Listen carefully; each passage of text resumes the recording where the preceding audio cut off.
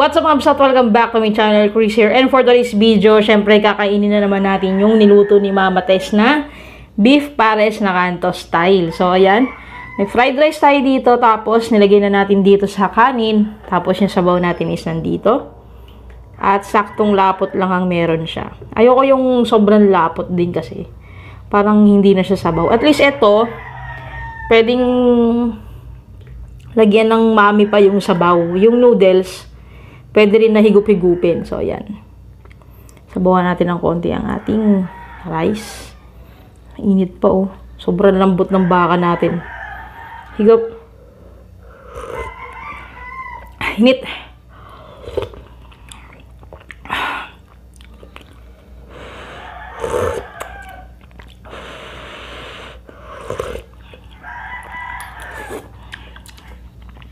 Sobrang lasa. Hindi na natin kailangan ng ng sausawan. Tara, unahin natin yung taba, laman.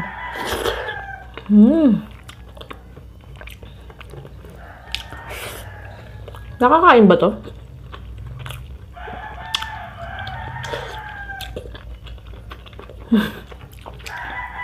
Pwede.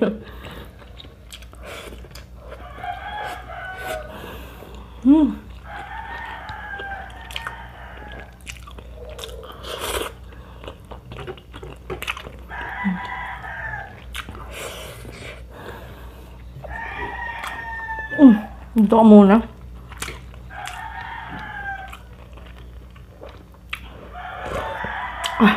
Pasok.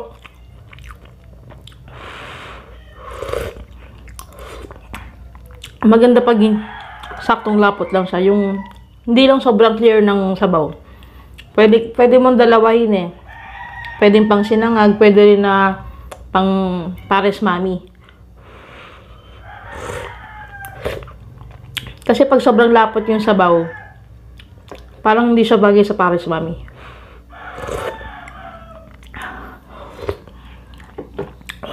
Hit.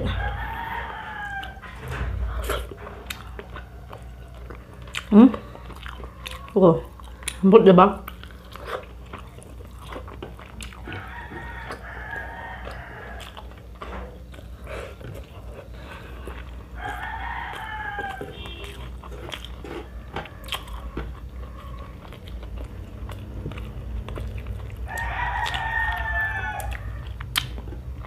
Yung beef pares naman kasi, parehas lang naman yun kung paano maluluto yung pang resto.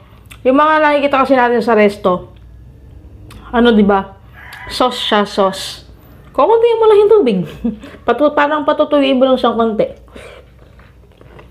Tapos, laga ka lang ng ng buto-buto ng baka. Tapos, salina mo ng konting sauce ng pares. Yun na.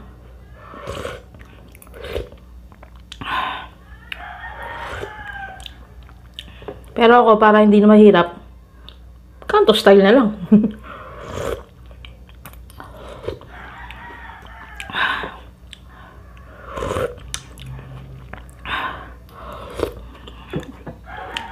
Tsaka yung mga kainan ngayon, mas sinaserve talaga nila yung parang pangkanto.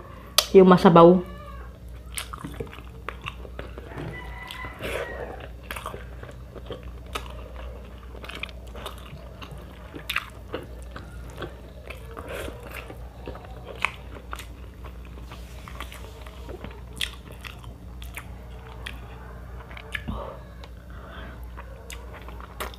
Sa corned beef, kinakain nyo ba yung ganito? Yung parang plastic.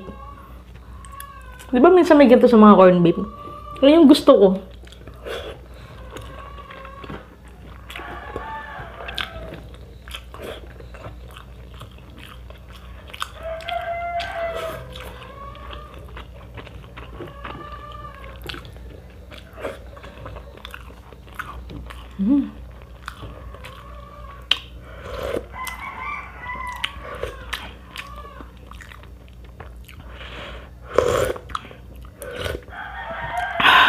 Ang sabaw, oh.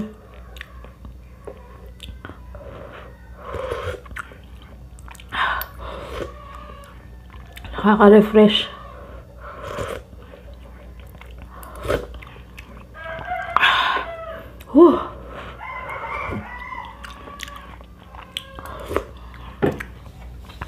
Grabe, kapasok. Kinagat pa akong lamok Ano ko mag-electric pan kasi pag lumamig to, yung sebo niya mabubuo.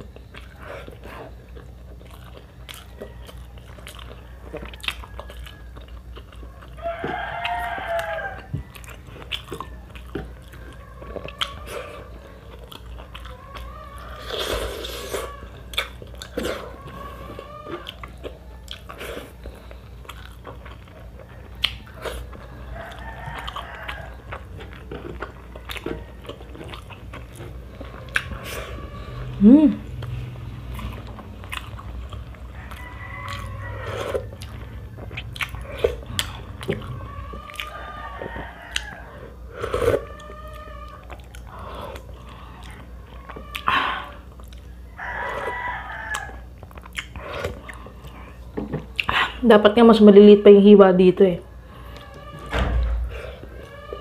Sa bahay lang naman. Ako naghiwa nito.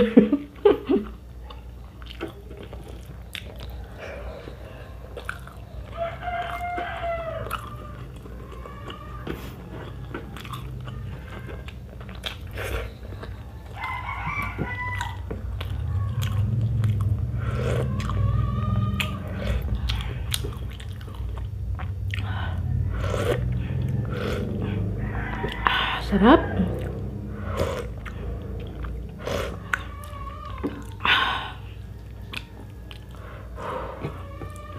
Nakain ba kayo nito?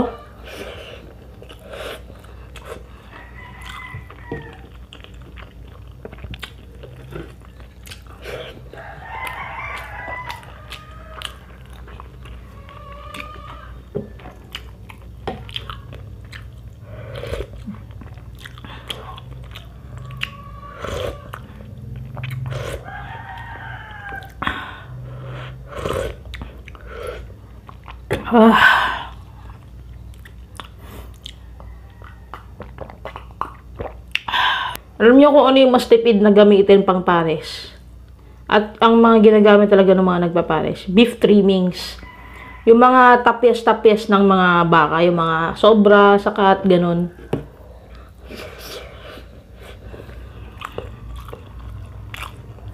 Yung beef trimmings kasi, balaman. Tapos, marami pang mga ganito. Ay sa pares, napaka-importante ng mga taba-taba na to. Lalo na yung pangkanto. Pero kung pang resto, kadalasan, madalang yung ganyan. Puro laman talaga. Na cubes.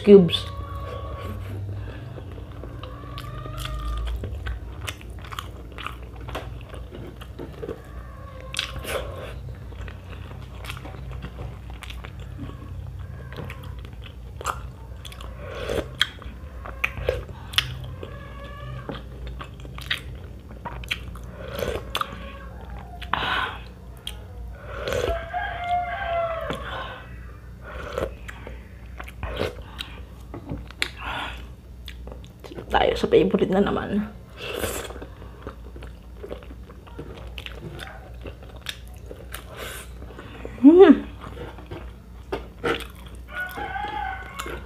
Kakalakok.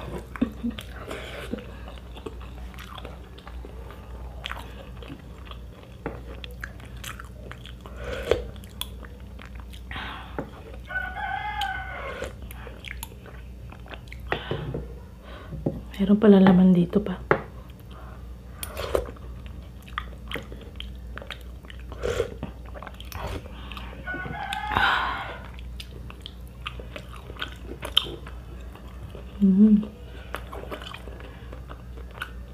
Kaya mo corned beef yung hibla.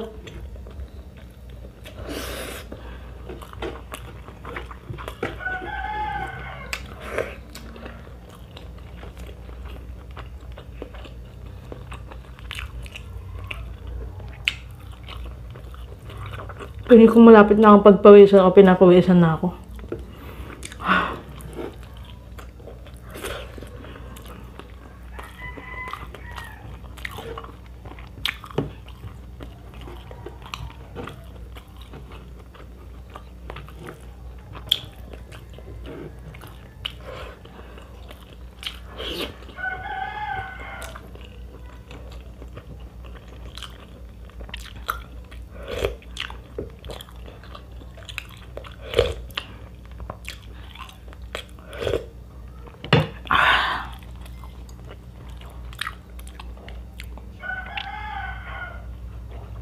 Pagkakaalala ko, merong mukbanger na dati siya nagbebenta ng ganito sa Pasig. Si Jokbin yata yun. Ayan, taga Pasig kasi yun. I mean, Pasig nga ba? Basta Pasig siya nagtitinda Alam niyo yung mga nasa yung may mga cart, food cart na Excuse, sorry. Sarap po.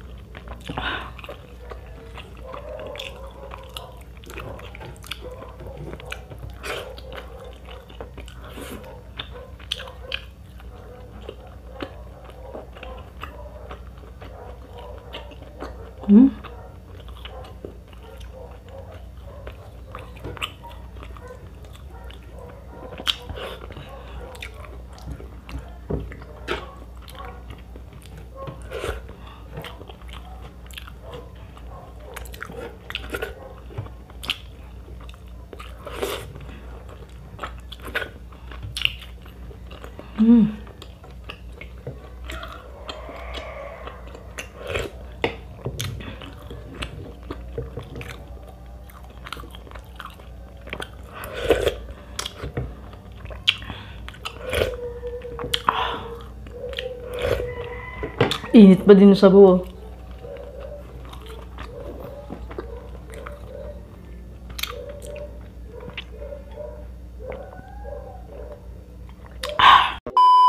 So yung mga kabisat, grabe, nabusog na naman po ako. Ang bigat ng baka talaga sa tiyan. Tapos yung sinangag pa. Ang fried rice, mabigat siya sa tiyan kasi meron siyang oil. 'Di ba? Ano pa ba? Tapos, syempre, walang sawang supportahan po natin si Mama Tess sa kanyang channel. At support niya din po yung kuya ko. Kung mahilig kayo manood ng mga gala-gala, yung mga motor-motor, ayan, punta kayo sa channel ng kuya ko, Don J. Lagay ko lang siguro sa comment section nito para makita nyo agad. Tapos, bago pa lang yun, wala pa siyang ganong upload. At saka, syempre, nahihiya pa yun. Support po natin siya. Kung mahilig lang naman kayo sa mga ganong vlog, pero kung hindi, it's okay naman. Ano pa ba? Ayun, syempre, Facebook page ko, TikTok, tsaka, yung isang YT ko, yung food trip ni Chris na soon, na-uploadan na talaga natin siya. Yun lamang, and see you guys sa next video. My God bless po.